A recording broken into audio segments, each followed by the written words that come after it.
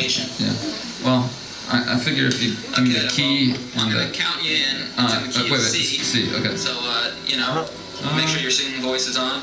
Yeah. I'll count you in. 1, 2, 3, 4. China is the world's third biggest country in size, but in population the absolute biggest, with over 1/5 of Earth's total population. For thousands of years, emperors and dynasties ruled, and China developed its own ways and culture in relative isolation. The major belief system was Confucianism, which stressed morals but also allowed inequalities in society to be justified. Millions of China's people were poor, starving, illiterate peasants with no land and no rights. By 1912, modern times had finally come. A revolution replaced the last emperor, who was a child, with a president, Sun Yat-sen. But in the north, warlords with their own armies still controlled a lot of land and power. Most people in China weren't helped at all by the new government.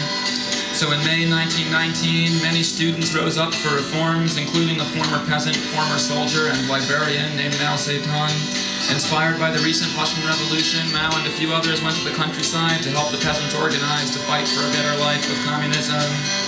At first, Sun Yat-sen worked with the growing communist groups to help defeat the warlords and build a new China together. But China's next president, Chiang Kai-shek, was more right-wing, friends with the landlords and businesses. He wanted to get rid of the warlords and the communists forever. So for most of the 1920s, control of China was battled for by three groups: the warlords, the communists, and Chiang's right-wing government, the Kuomintang, or KMT. By 1931, the warlords and communists were losing, but then Japan attacked China and caused even more mess and catastrophe. Despite the Japanese encroachment, by 1934, the Kuomintang had the last communist group surrounded and almost completely erased them. But 100,000 communists escaped on foot and traveled all the way across China, evading the warlords, the Japanese, and the Kuomintang troops who chased them. This became known as the Long March, across a distance much bigger than America. Only Mao and a few thousand others were left by the Long March's end. But the whole way they treated peasants well and gave them land, so word spread about how truly dedicated the small communist army was to being the common people's friend. With the support of the peasants, but only small forces, they couldn't fight like a regular army, but developed so-called guerrilla tactics, still used by small armies to this day. When World War II broke out and China battled Japan, Chiang's forces suffered terribly, but Mao's forces continued to fight on in this new guerrilla way. In 1945, Japan surrendered and World War II ended, faced with terrible atomic devastation. After the complete pullout of the Japanese troops, China's civil war soon resumed, but by now the Kuomintang was worn out and the communists had more support from most of the population. So they were able to chase Chiang's forces south till it had to flee the mainland to Taiwan, and China's 37 years of revolution and civil war were finally done. October 1949, the People's Republic of China was declared a communist country under the leadership of Mao Zedong. First, they got rid of about 1 million landlords and gave all the peasants land, and they also made China's elite language simpler so that everybody could be educated. With help from the Soviet Union, China's backwards industry and shattered economy began to improve at a really tremendous rate. And by now, Mao was renowned as a leader and also as a poet, and he said he wanted to let 100 flowers bloom, meaning allow more free thought and more free expression. But he was also so powerful and feared as a leader, nobody could tell him no when he started having some weird, poorly planned ideas for the nation.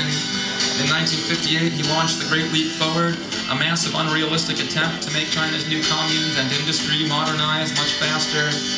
With poor management, the economy crumbled and millions starved. It was really a tremendous policy disaster. And after the failure of the Great Leap Forward, China stopped receiving help from the Soviet Union. Mao had more enemies, and it seemed like he was really starting to be in a fix. His next sort of crazy idea to renew China's enthusiasm and revolutionary spirit was with the youth, so he started the Cultural Revolution in 1966. It was one of the strangest upheavals in political history. Sort of like if an American president said, "Okay, young rappers, hippies, and punks, obey me, rise up and take over."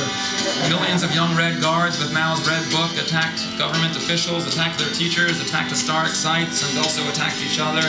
And it was at this point, pause a second down there. And it was at this point, yes. That was like the same year that the Beatles wrote that song?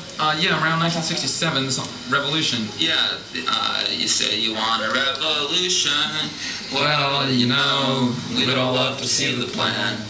But if you talk about destruction, Well, you know that you can count me out. And then the other part, the And probably, the other line, yeah. if you go carrying pictures of Chairman Mao, you ain't gonna make it with anyone anyhow. Which is quite ironic considering I'm now carrying these pictures. Okay, well, But, I'll take you back up to the song. Yeah, okay, count me in. 1, 2, 3, 4. So there was no university for about 4 years. China's civilization and economy and culture were all in turmoil. Everything was completely chaotic. Millions and millions had worshipped Mao, but even this became a confused idea when he had to call off the Cultural Revolution and bring in the army to stop it. In 1976, Mao died, and control of China fluctuated between different groups, including Mao's wife's group, the Gang of Four, not to be confused with the post-punk band.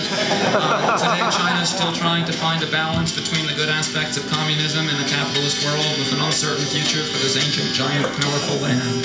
Thank you. Complete History of Communism Part 5 will probably be Vietnam or Cuba. Never decided.